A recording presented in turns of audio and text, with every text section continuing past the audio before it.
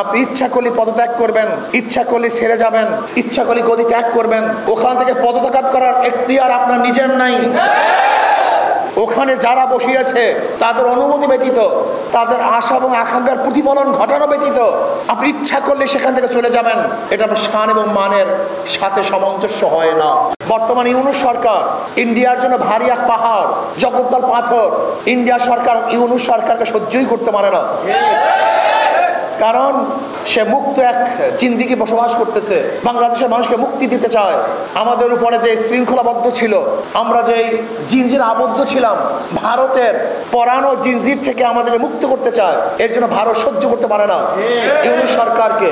এর জন্য দেখবেন ইন্ডিয়া যা চায়, ইন্ডিয়ার দালালরা রাও বাংলাদেশে সেইটাই বাস্তবায়ন করতে চায়।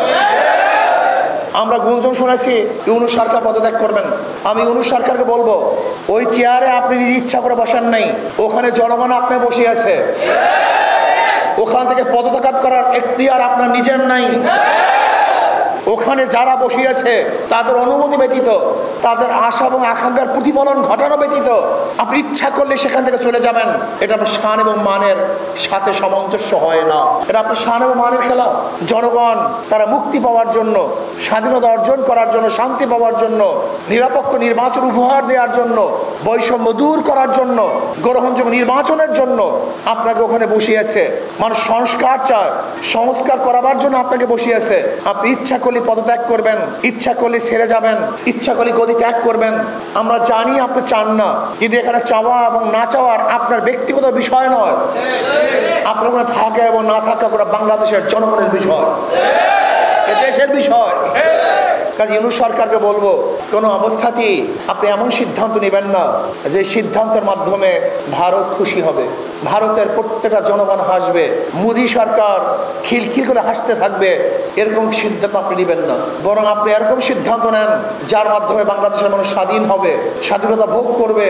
ওই বর্ডারের মধ্যে আমাদের বাংলাদেশের জনগণের উপরে কেউ গুলি চালাতে পারবে না, এই সাহস পাবে না। অন্যায়ভাবে বাংলাদেশের জমি দখল করার সাহস কেউ করবে না। আমরা দেখেছি ইদানিং আমাদের বিজেপিরাও সচেতন হয়েছে, তাদের সাহস বৃদ্ধি পেয়েছে। সেই দৃশ্য আজও আমরা দেখছি। আমাদের বিজেপির পায়ে ধরে যারা মাপ চাচ্ছে। আমরা চাই এরকম স্বাধীন এক রাষ্ট্র, আমরা স্বাধীন জনগণ হতে চাই, পরাধীন জনগণ হতে আমরা চাই না।